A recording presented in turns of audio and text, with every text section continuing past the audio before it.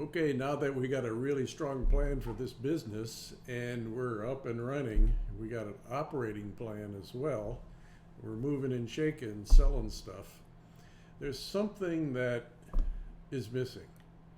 There's this kind of invisible glue that ties the whole company together, and it's called culture. The culture of the company. So you might wonder, where the heck does culture come from? Guess who? All of you.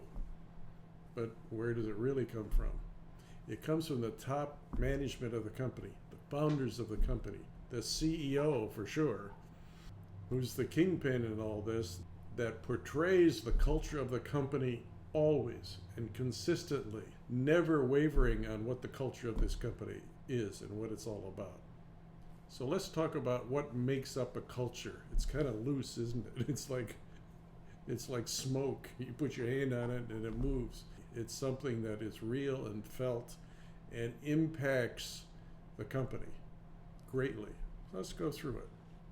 The culture of a company comes predominantly from what the values are that are held dear by the leaders of the company. And they're communicated by the leaders of the company. And it's done consistently.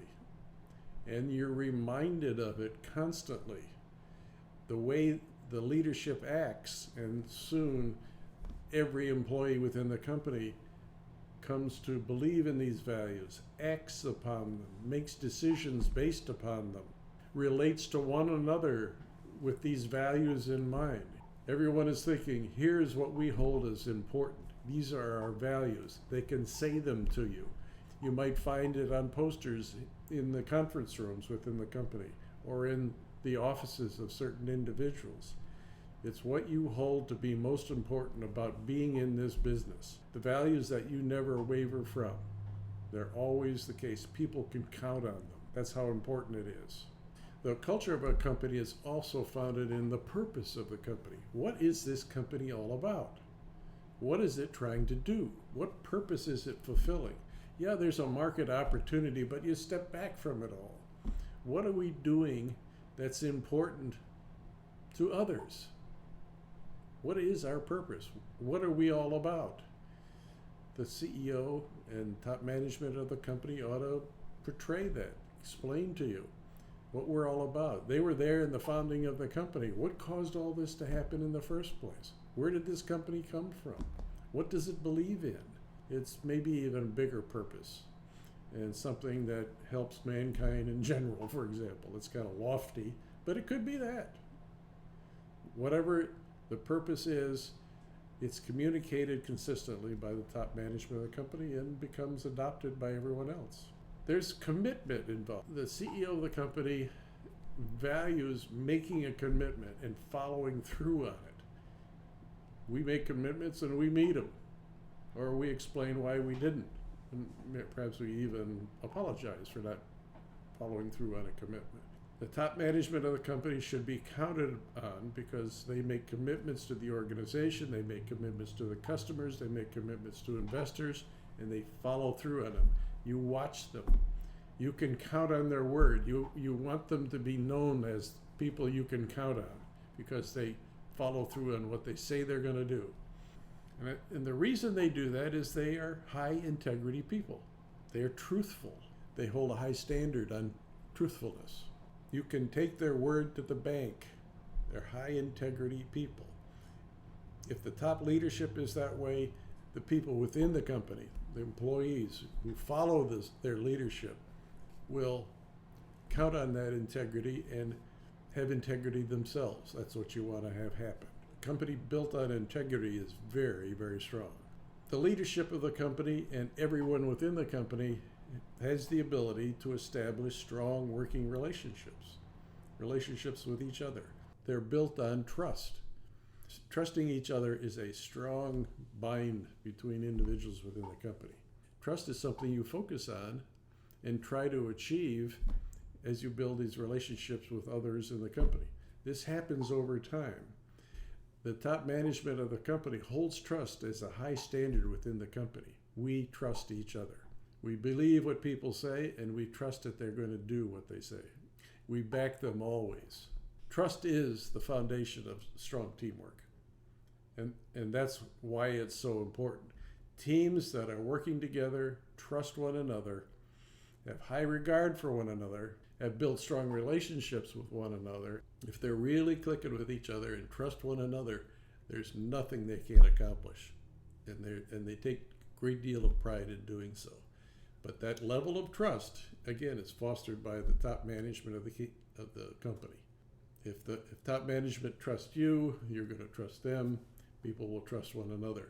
If a company is built on distrust and doubtfulness about the effectiveness of people, you're going to have the opposite occur, and you don't want that to happen. Top management should be known as being transparent. That means that there's a level of honesty about them and forthrightness about them, that they tell you the truth. They don't try to sugarcoat stuff. They don't try to hide the truth. They tell people within the company the way things are and what we're going to do about it, honestly.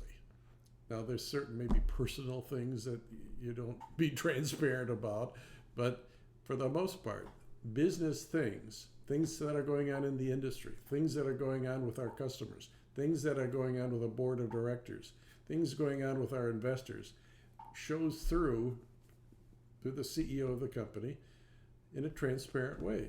People want to know what the heck is going on. So tell them, if the top management of the company is viewed as being transparent, that means they are being honest with us.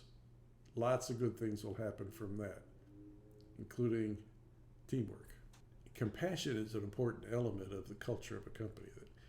The management of the company is compassionate to employees and works with them when they have issues, and spends time understanding the needs of the employees of the company.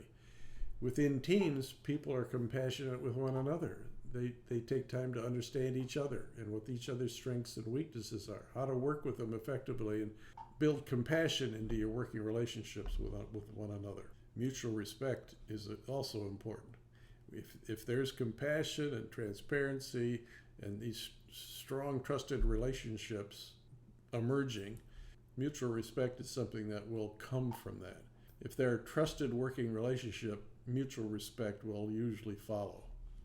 Empathy is an important one, which people don't often think of, particularly in this difficult time of the pandemic we're living through. Really understanding how that is impacting your team members and other employees you're working with. If they're having issues, you listen, and try to hear more about what they're saying, but more about how they're feeling and what's driving a position that they're taking. Listening with empathy is an important characteristic to build strong teams and build a strong culture within your company. Being empathetic is okay. The management of the company should also spend time on recognizing great work and providing ways to recognize it informally, like saying thank you. And even shaking hands when we're allowed to do that. Click elbows maybe instead of shaking hands. Management, knowing that a major accomplishment has been achieved and recognizes the people that made it happen, goes a long way. Everybody sees it, that the CEO knows what was done, who did it, and thanked them specifically for making it happen. A simple thing to do. That can be done very informally. Gather around a table in the conference room, and the CEO comes in and talks to them and says thank you. You could have much more elaborate events when you ship a brand new product. Maybe you have a party and a few speeches by top management that also thanks them. Giving out awards to people, monetary awards, or just maybe a fun award, something they could put on the wall in their office and say, I won that one. I won that contest. Have fun, but recognizing supportive behavior and accomplishment. In so doing, you are also showing your appreciation for their work. Again, as in much more formal recognition, just day-to-day appreciation. Thank you very much for doing that thing for me, whatever it is. But have the attitude that we appreciate people doing what they're doing.